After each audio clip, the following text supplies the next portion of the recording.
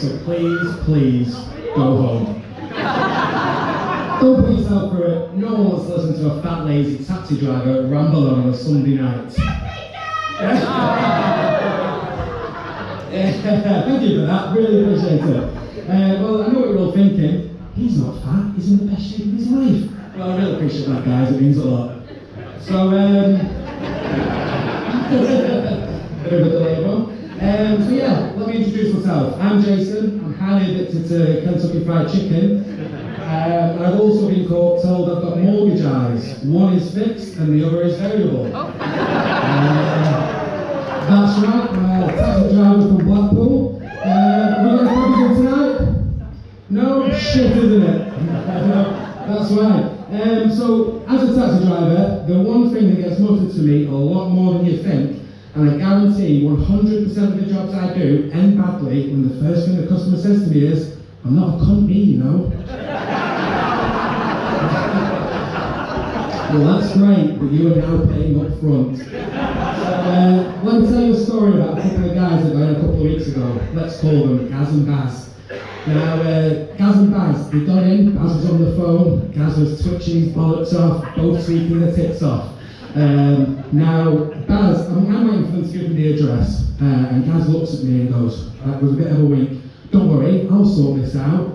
And he's like, Baz, why are you taking so long on the phone? Don't take the piss, Gaz, come on, he wants to know where he's going.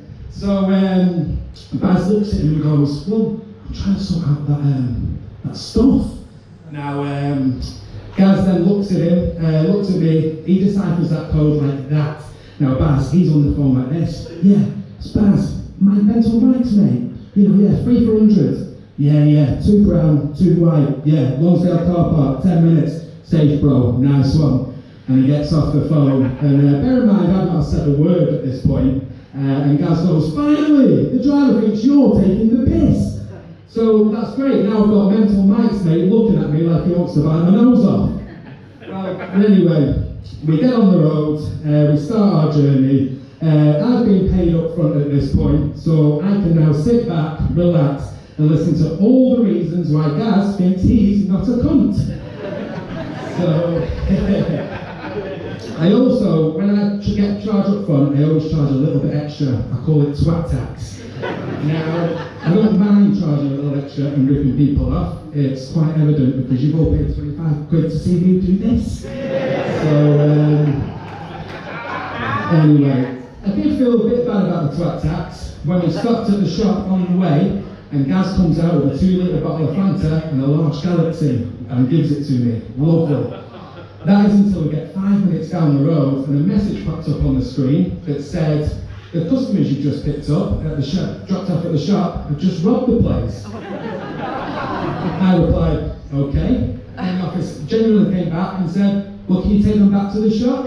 Yeah, okay. Imagine that. Me start turning the car around, Gaz and Baz going, what the fuck do you think you're doing? I'm doing a citizen's arrest. Anyway, I've got this Fanta, I'm in this now, I'm part of the crime, I'm in this till the end. And I'm also, it's freezing outside, and I'm really worried about this guy that stood in the car park holding a phone charger for these 2 guys. So it probably comes as no surprise that I'm in the market for a new job. I had this great idea of tailoring my CV for all the different jobs that I wanted. You know, a sales CV, a driver CV, they all made me look fantastic, which is easy to do when they're all full of shite. So I applied for a local furniture delivery job and I printed off the CV to take with me, the driver one. Surely that'd be the right one, yeah? Wrong. So I turned up at the interview, he starts telling me there's a lot of heavy lifting involved, you know, tell me about yourself, your customer service skills. I start telling him I'm a taxi driver, I know my way around the town, and he goes, well, I also see that you're 8 years in construction labourer, comes in handy.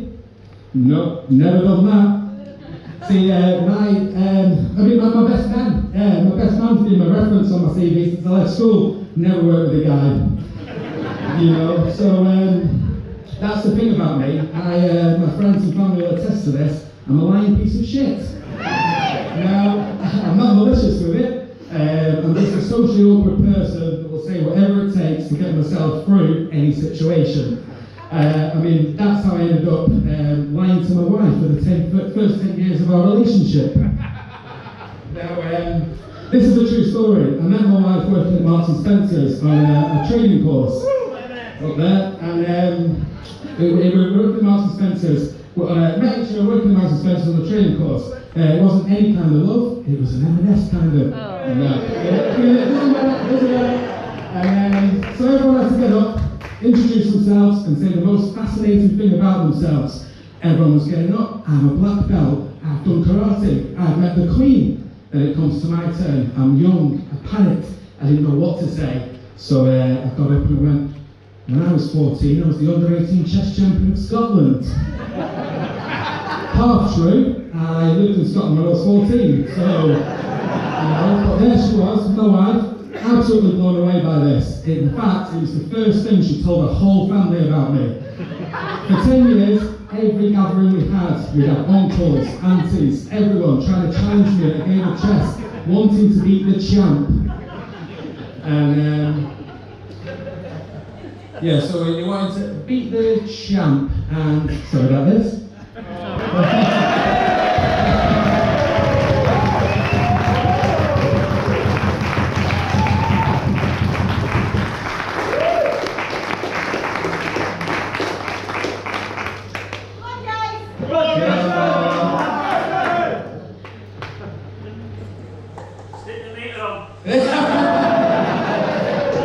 Anyway, this all came out at my wedding when my best man revealed it to the room. There was uproar. Auntie Edna fainted. My father-in-law was screaming, "I missed the ex." It was absolute chaos. Anyway, luckily my wife did see the funny side of it. See, she's very easygoing, my wife. The only time she's really angry with me is when I go on a mad one and blow all my money on strippers and coke. That's what fancy addiction will do to a man.